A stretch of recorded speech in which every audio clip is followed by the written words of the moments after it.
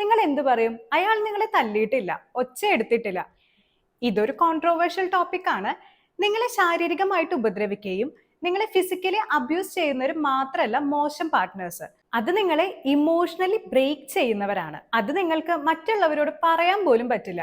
നിങ്ങൾ എന്തു പറയും? അയാൾ നിങ്ങളെ തല്ലിയിട്ടില്ല, ഒച്ച എടുത്തിട്ടില്ല, വളരെ നല്ല വ്യക്തിയാണ്. പക്ഷെ കൂടെ ജീവിക്കുന്ന നിങ്ങൾക്ക് മാത്രമായിരിക്കും നിങ്ങൾ എത്രത്തോളം സഫർ ചെയ്യുന്നുണ്ട് എന്ന് മനസ്സിലാക്കാൻ പറ്റൂ. നിങ്ങളുടെ ഫീലിങ്സിന് ഒരു വിലയും കൽപ്പിക്കാതിരിക്കുക, നിങ്ങളെ അവഹേളിക്കുക, നിങ്ങൾ റിയാക്ട് ചെയ്യുന്നതിനും കുറ്റപ്പെടുത്തുക. എന്നാൽ എന്തുകൊണ്ടാണ് നിങ്ങൾ റിയാക്ട് ചെയ്യുന്നത്, അതിനു പിന്നിൽ അവരുടെ പ്രവൃത്തിയാണെന്ന് മനസ്സിലാക്കാതിരിക്കുക.